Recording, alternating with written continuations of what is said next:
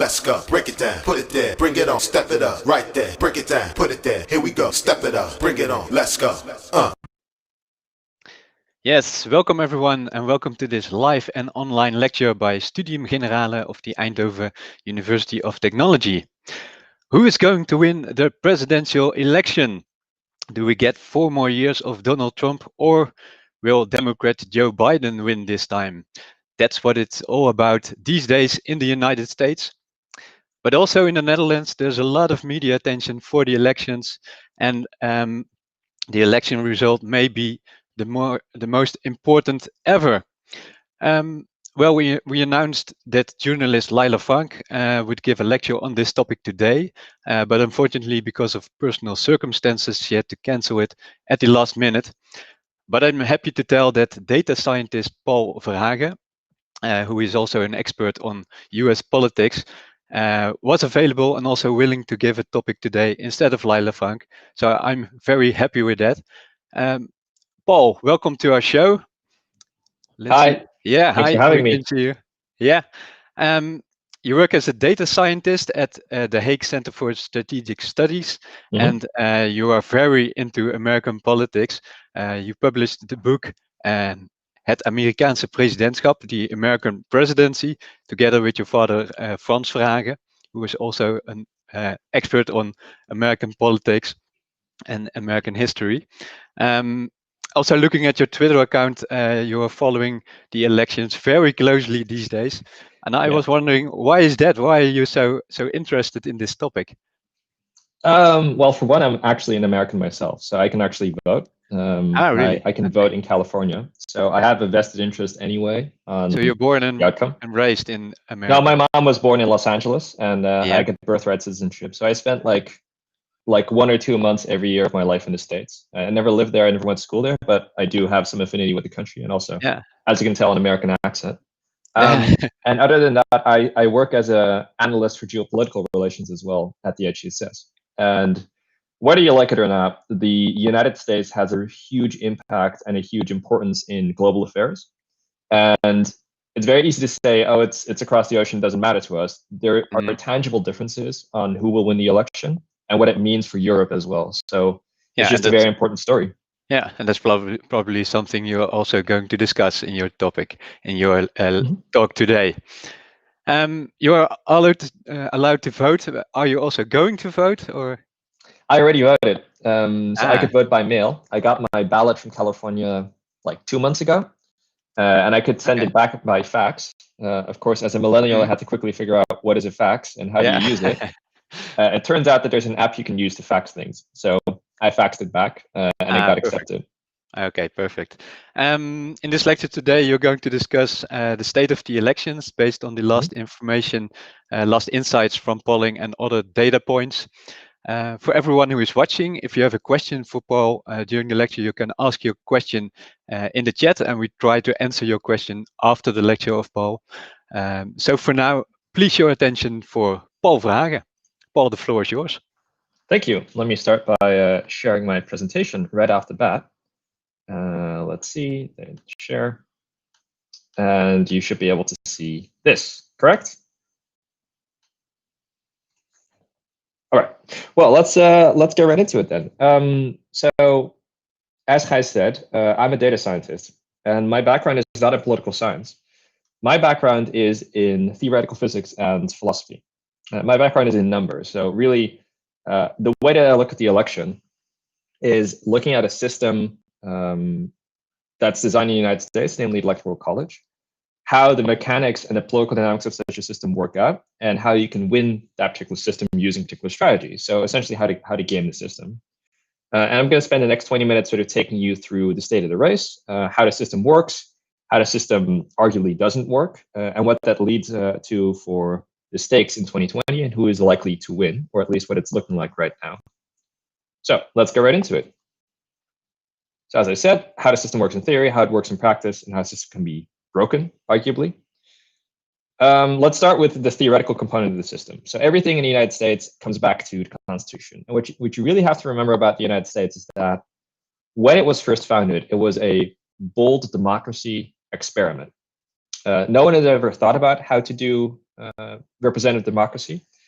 And it was the first time they ever tried it. And as a result, some of the things that the founding fathers came up with would not really pass modern standards of democracy. So keep in mind that it is a work in progress. It's an experiment and things needed to be fixed. Things are broken sometimes and they have been fixed over time. But this is a part of American democracy. So let's start with the stakes. So who's being elected? There's three main things that are up for election right now. So one, the president. The president is up for a 4-year term. There are 35 senators up for re-election.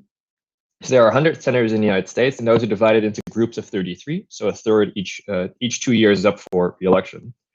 Bear in mind also that elections in the United States happen every 2 years.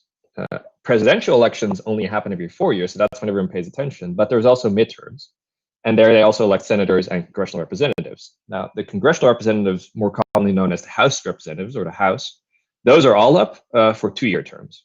So if you think through the math quite quickly, every 6 years you could have a whole new batch of senators. So all 100 senators will be up for re-election at least once. For congressional representatives every 2 years, and the presidents every 4 years. You might ask, why are there 35 senators up for this particular election? Well, that's because there's also special elections. So people resigned or people died. Those go to the next batch. So that's why there's 2 extra this particular year. So let's quickly talk as well about the rules of the game. This is what the Constitution says. The Electoral College shall elect the president. The Electoral College, we'll get into it in a little bit. The state legislature elects the senators. So note that it's not a direct election in the Constitution. This was only amended early in the 20th century, in 1913. It used to be that the state legislature would elect the senators, and the state legislature itself would be directly elected. But people did not directly elect senators. That's different now. And then finally, the people will elect the House members. Now, note that in a sort of more perfect democracy, you would say, well, all three of these positions, president, senator, and House members, should be elected directly by the people. That's not the case. This is in part because the founding fathers were quite afraid of too much democracy. It's because the founding fathers were afraid that the people would be too uninformed. And they also were not that interested in actually diluting their own power in the system. Ultimately, the founding fathers were a bunch of, straight, white, rich dudes that had a lot of land. And they had particular interest in not diluting their own political power. So this, by the way, over here, California 39, that's a district that I can vote. So this is on the outskirts of Los Angeles County. Okay, let's get right into the Electoral College. The Electoral College is the way that you win the United States election. The United States elections for president is not one big federal election. It's really important to keep that in mind. What it is it's 50 individual state elections, and those are then all tacked together into the Electoral College. What this means is that there are 50 individual elections in each one of the states where it's a winner-takes-all basis. So it's a popular vote in each one of the states. Now, the Electoral College is a way to make the different states weigh in different ways within the system, right? So it's roughly based on population. We'll get into it a little bit later on exactly how it's not based on population. But the large state in Union, my own state of California, has 55 electoral votes. How do you get to this number? Well, the number of electoral votes for each state is the number of congressmen or women in that particular state, and that's based on population. California has 53 Congress representatives. And the 2 senators, each state has 2 senators regardless of population size.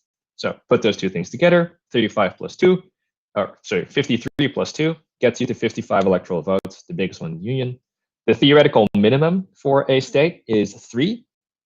Even the smallest state still gets 2 senators and 1 congressional representative. So you see a whole bunch of states here in the Midwest that are all very, very small, but will still each have 3 electoral votes.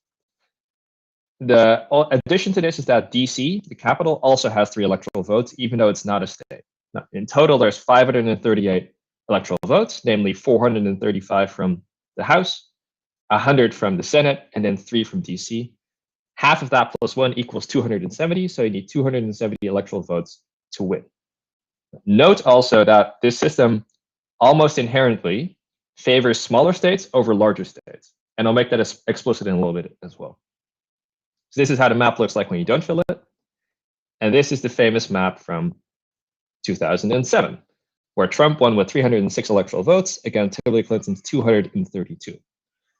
And what's really important within this system is that the popular vote itself on the national level really doesn't matter that much. It tells you something about the political environment. It tells you something about how popular or unpopular a candidate is. But the American system is set up in such a way that it's really important that you win votes in the right places. So if you win California with 51% of the vote, you will get 55 electoral votes. If you win California with 100% of the vote, you will still only get 55% of the vote, 55 electoral votes. So that means that these margins in the popular in 2016, Hillary Clinton had something like 3 million votes extra, or more than Trump. Those were all in states that she had already won. So California, New York, Illinois, these kinds of places. So every vote over 50% plus one is effectively wasted in purely political terms. So the Electoral College itself was by design meant to magnify small popular vote wins, or even losses in this case, into landslide victories. So this is a graph from the Pew Research Center. In these lower brackets, so in these lower like light yellow colors, you see the vote, the popular vote margin for that particular year in percentage. So 175, 50, and 25. And you see that most of them hover around this 50% line, right? What you'll also see is these sort of brownish dots. And those are actually the margin of the electoral votes that they won that corresponded to that particular vote margin. And what you'll see is that the Electoral College almost always actually magnifies and expands and distorts the size of an electoral vote win. So the most egregious example is over here. This is FDR's first election. This is 1932. And he won by, that's roughly 58% of the vote. But he got close to 100% of the electoral votes, right? So because he won votes in the right places, yes, he also won the popular vote, but because he won votes in the right places, almost every single state ended up going to FDR because of this winner-takes-all system. There are also scenarios, infamously, where the winner of the popular vote doesn't actually win the Electoral College. And you have a couple of examples of that. There is one over here, there is one over here, there is one over here, and there's one famously over here, as well as over here. So these are votes, elections, where essentially more people voted for the loser of the election than for the winner. And again, this has everything to do with the fact that it's these 50 individual states. So in short, the whole of the system is more than just the individual, than just the popular vote, right? The popular vote doesn't say as much in this particular system as it does in electoral votes. And that's really critical because it distorts these results in quite a significant way. The Founding Fathers designed it this way because at the time, put yourself back into sort of the 18th century, they were really afraid that there would be like a close margin election, say 51% to 49%. And people weren't used to democracies yet, right? The notion that whoever won more votes would be legitimate was not really that evident at the time. So they designed the system to magnify a win, in the words of Alexander Hamilton, to produce as little opportunity as possible for tumult and disorder. So this is by design. There have been movements historically to try and abolish the Electoral College. Those were not successful, but we can get into that maybe in the questions a little bit later. So that's how the system works in theory. Let's talk a little bit about how the system works in practice. So this is the polling average from 538. 538 is the best polling aggregator in the industry right now. So what they do is they take all the polls and they weigh them based on quality, sample size, and recency, and then they take an average from that.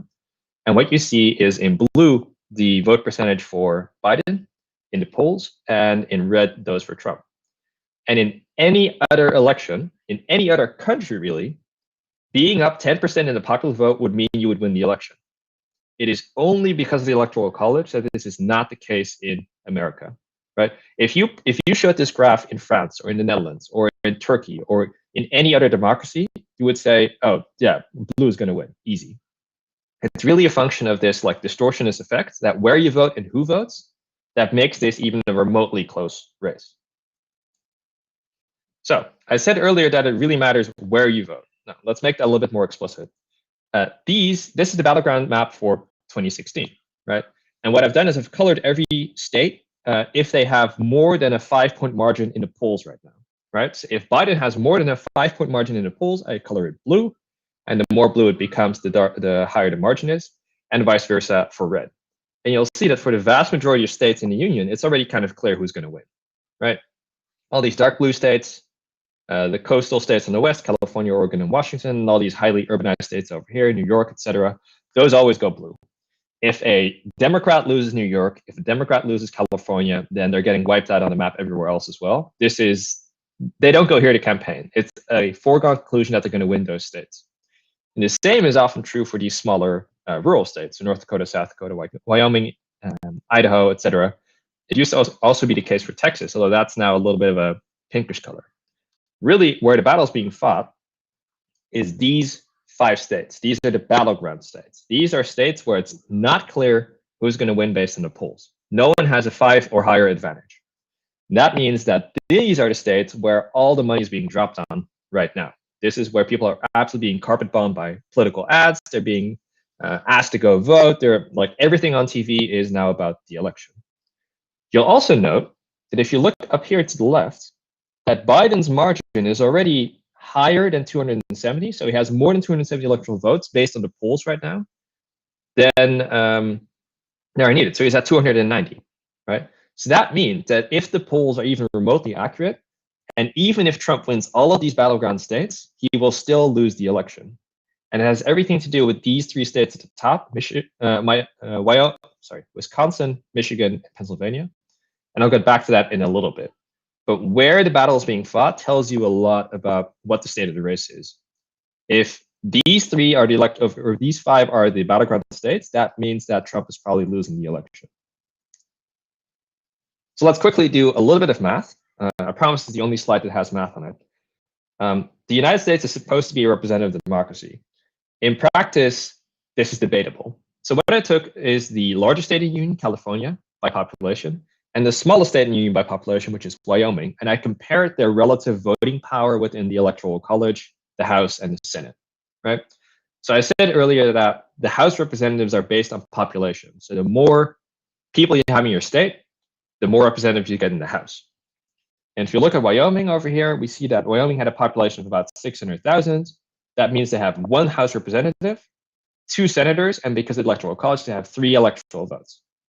Okay, compare that to California. California has a population of almost 40 million, so that's 68 times bigger than Wyoming. It has 53 times more House representatives based on population. Now note that that 53 number is still a lot smaller than this 68 you would expect, right? If it was purely based on population, you should get 68 times more votes. On senators, every state gets 2 votes. That's the way it is. So there's really no difference between the Senate for California and Wyoming. And the Electoral College, as I said, 53 plus 2 equals 55, 18 times more influence than Wyoming, but significantly smaller than the 68 margin over here, right? So purely based on population, you would again expect that California should count for a lot more. If you start calculating this further and you look at how many people on average are represented by 1 senator, 1 representative, or 1 electoral vote, then you get these numbers for California. You get about 750,000 for each House representative. You get 20 million people per senator, and you get 720,000 per electoral vote. Now compare that to the small state of Wyoming. They get about 600,000 per representative, so that's 1.28 times more. For senators, the power of a vote in Wyoming is 73 times higher than one in California. That's immense, right? It's even bigger than this margin over here of 68. And for electoral votes, it means that they have a voting power of roughly 4 times more than California. So as I said earlier, small states are inherently favored in the American political system. And not all small states are Republican. That's just not true. There's also Rhode Island, Delaware. There's plenty of small Democratic states as well. But small states have a structural mathematical advantage over larger states in this system. Now let's talk a little bit about how to break the system. But let's start with an observation, namely that no modern democracy makes it harder to vote in the United States of America. This has been the case for decades, if not centuries. This has always been a problem for the United States. This is just part of the American political climate. And it's particular to particular groups, right? Not everyone has an equally hard time to vote. Over here on the left-hand side, you can see the voting preferences for different racial groups. So white people tend to prefer Democrats. Black, Hispanic, and Asian Americans all tend to, Republicans, and Black, Hispanic, and Asian Americans tend to all prefer Democrats by pretty large margins. And logically, this leads to a political strategy where you're going to try and make it hard, if you are a Republican, to have ethnic minorities vote, because they tend to not be in your camp.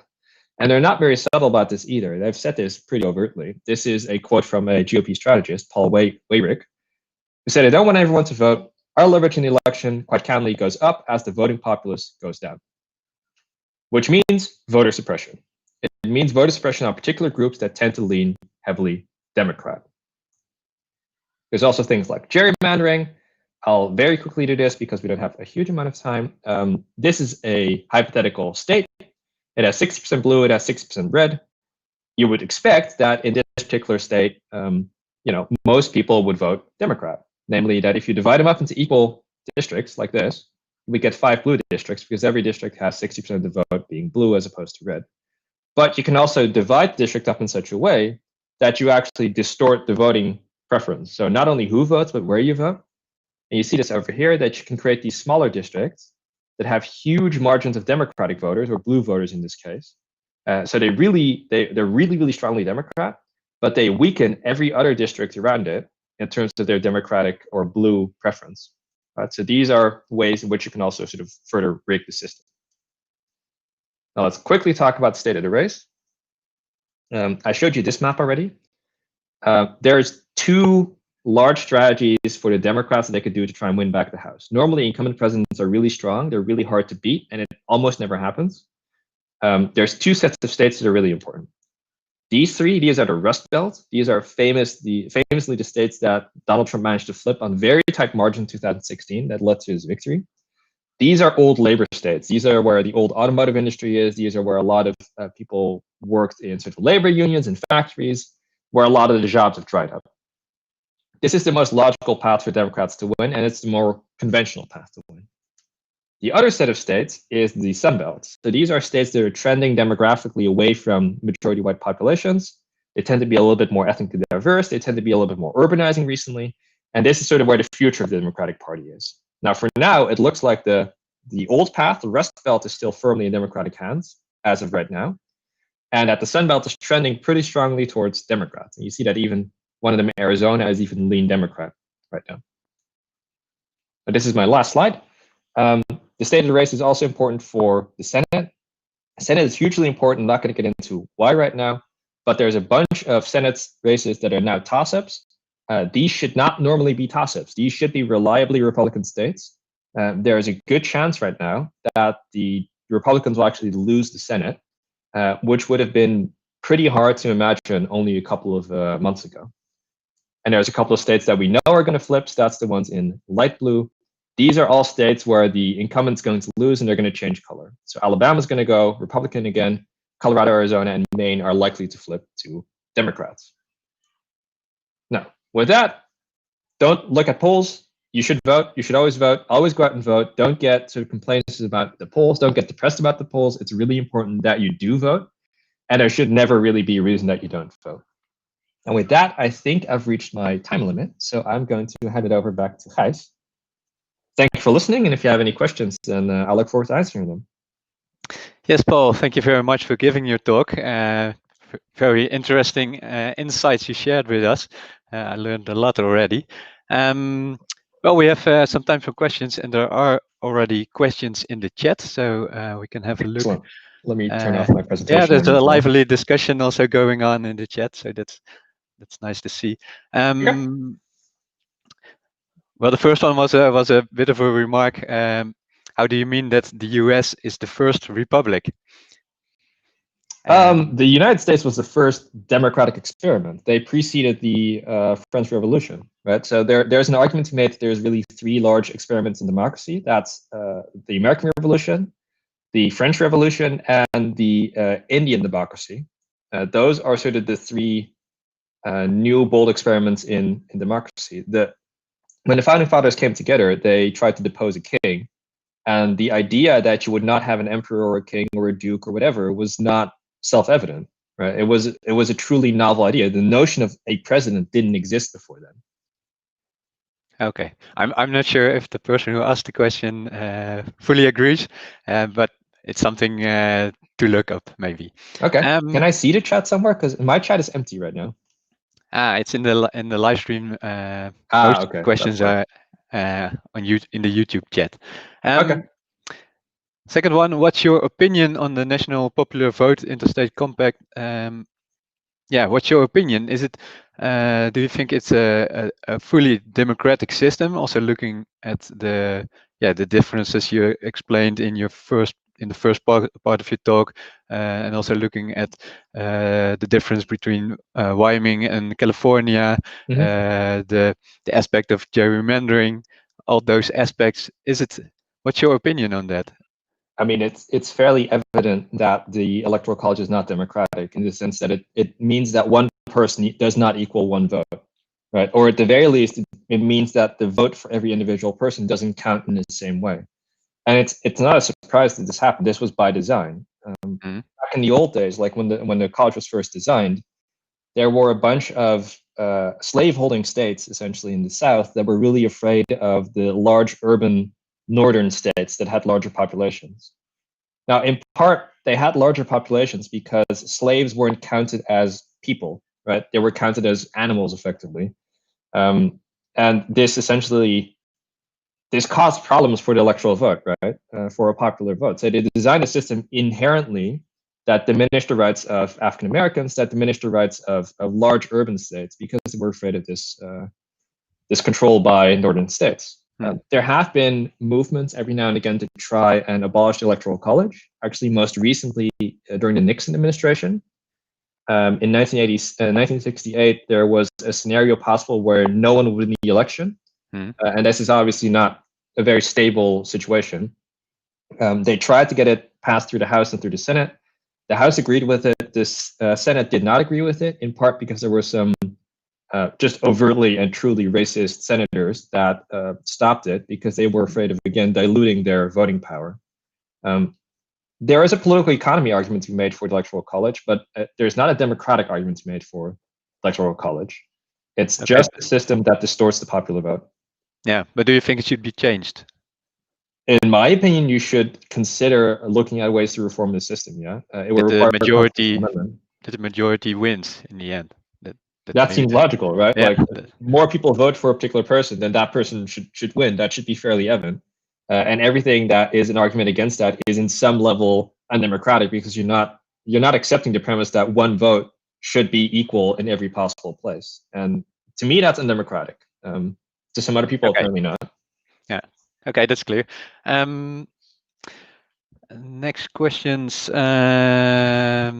Some questions about the polls and the accuracy of polling. What's your opinion on the accuracy of polling? And the second question: do you expect the polls to be right this time? Okay. Little rant on the polls. So you can also see this on my Twitter feed, but there's a significant difference between the polls now and the polls in 2016, right? So the first thing I'll say is that during Hillary Clinton's campaign, she was ahead in the polling quite a lot, right? In 2016. Up in 2016, sorry. Yeah. She was up like 8 points, something like that, right? But the critical thing is that Hillary Clinton was never above 50% in most state or national polls, right?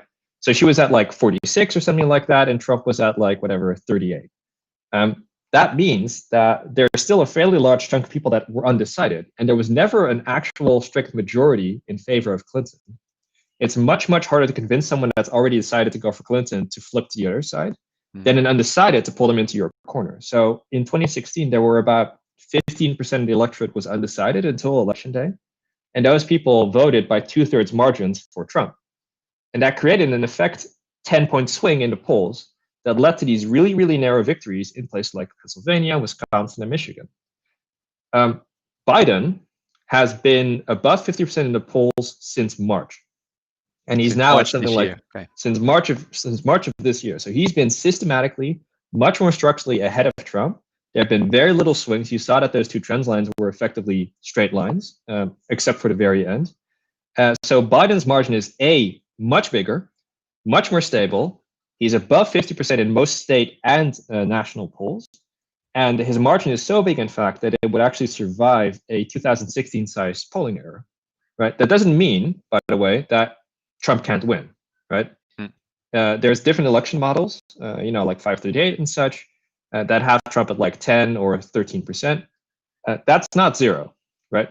If I told you that there's 13% chance that there's a bomb in your house, you'd be pretty nervous, right? It's not zero, and it shouldn't change your behavior, and things can still happen. There could be a larger polling error. There could be the effects of the pandemic, etc. So yes, the polls should be trusted. 2018 was also historically accurate in polls. So there's a lot of change in the polling industry as well after 2016. Okay. But polls are polls. They're not results. Yeah. Okay. But still, then I'm surprised that people they don't dare to say who's going to win. So we can get into sort of the pure politics of it. There is no incentive for either side to say that they're going to win, right? Well, there's an incentive in that, we think we're going to win if you show up and vote, right? But in 2016, part of the problem was that every political analyst, except for a couple of fairly fringe ones, were saying Hillary Clinton's going to win and she's going to win huge. Yeah. And that led to what's called in political terms a permission structure. It gave you a way to say, okay, I want Clinton to win, but I don't want to vote for her because I don't like her for whatever reason. So a historically large number of people actually voted for third-party candidates, either Gary Johnson or Jill Stein from the Green Party.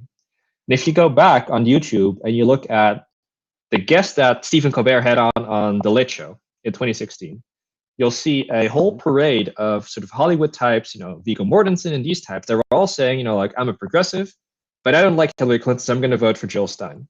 And in the end, almost 6 million people voted for either Jill Stein or Gary Johnson as a protest against these two historically disliked candidates from Trump and Clinton. Yeah.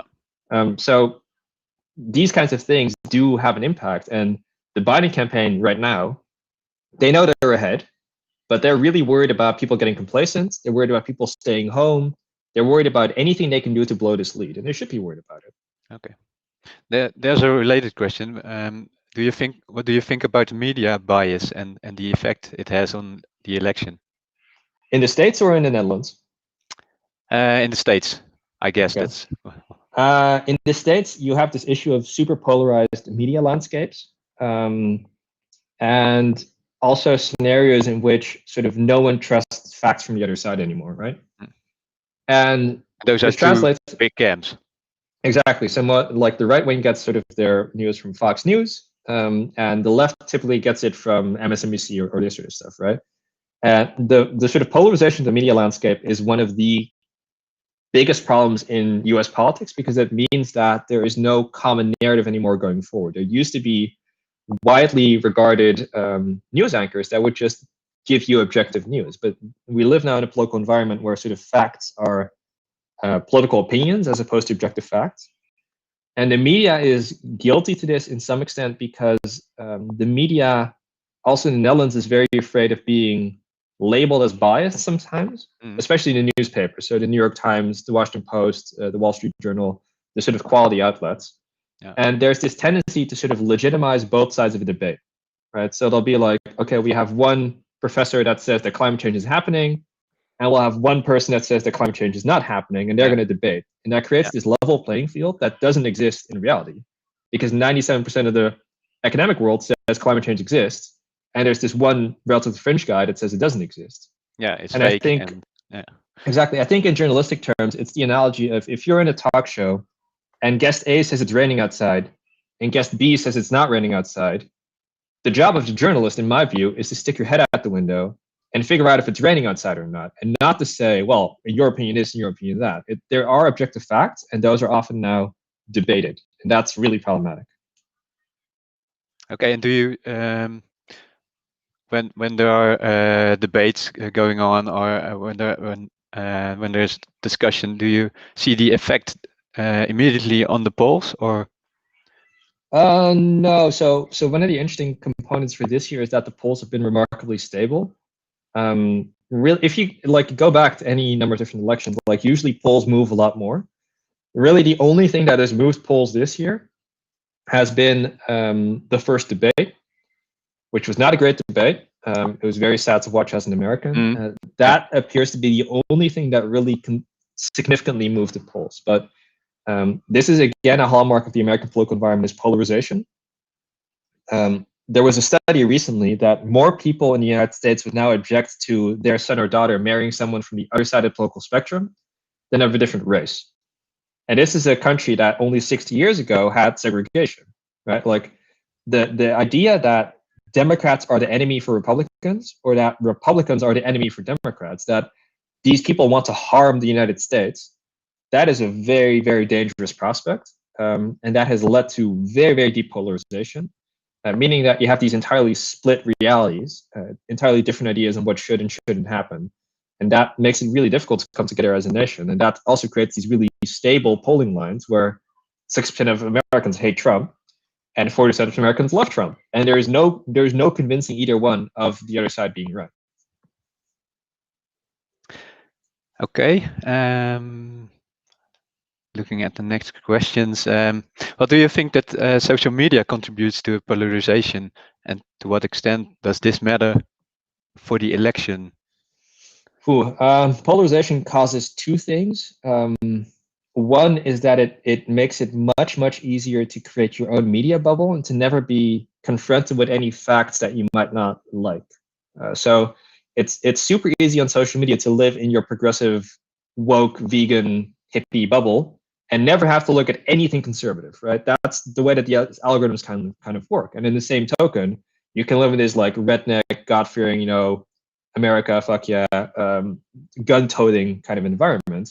And you would never have to leave it. So it's social media as a news source has removed this common narrative. Social media as a social phenomena, these algorithms inherently push very partisan and very strong sentiments forward, because that's the kind of thing that gets clicks.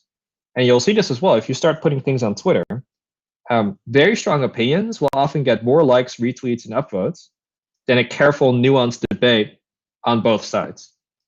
So it's sort of also lowered the level of common, of shared rhetoric, I would say, and creates environments where careful analysis is not as appreciated as purely blatant partisan hits.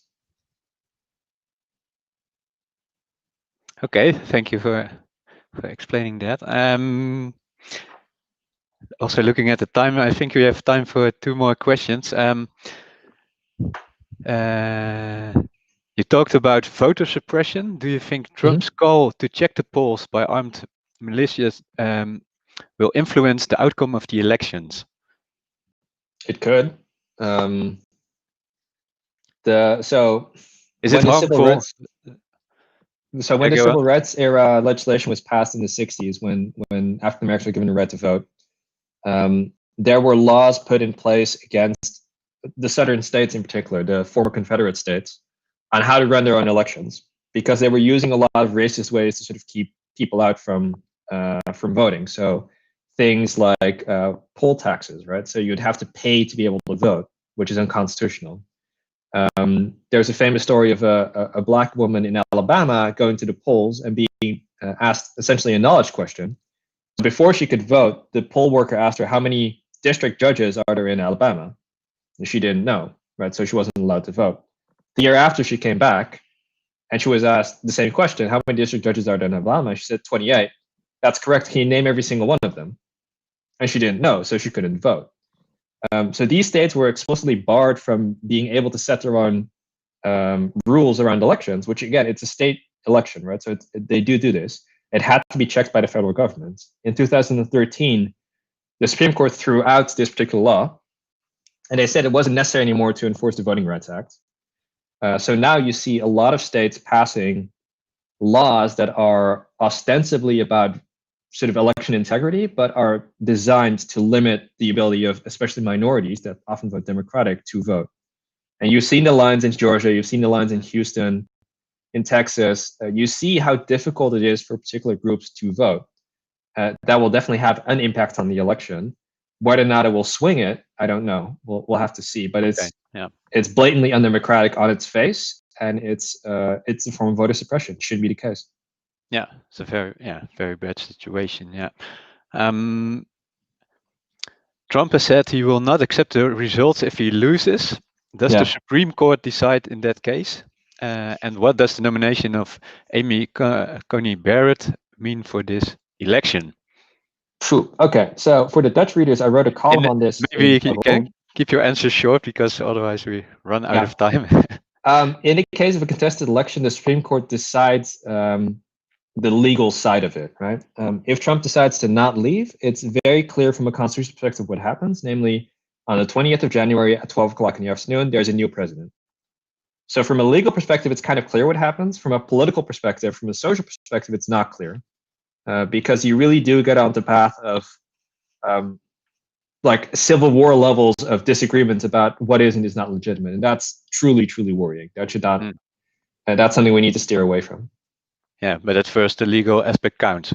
That's what comes first. Yeah, so the fact that 𝐬𝐜𝐞𝐢𝐤 Barrett is on the Supreme Court means that at least the possibility of a 4-4 tie in the Supreme Court is not there anymore. So it's going to be a verdict either way. So that's good. Of course, it also means that there's now a 6-3 conservative majority on the Supreme Court, and that has particular political ramifications. Okay. Yeah. Yeah, we have to wrap up. Time is up. And well, Paul, thank you very much for giving your talk on this short notice. Thank you very much for sharing your insights with us. And there's still a lot to explain and to talk about. And we will see on the 4th of November who will win the election. Yeah, November 3rd, but yes. Feel free to also tweet at me if you have any more questions. I'll see if I can reply to them. I also get a lot of trolls, but I'm more than happy to answer thoughtful questions. And thank you very much for having me. Okay, that's perfect. Thank you too. For everyone who is watching, probably now there will appear the link for the use form in the chat. And yeah. Thank you for watching, and good luck with your exams next week and the week after next week, and hope to see you again in November. Thanks and bye-bye.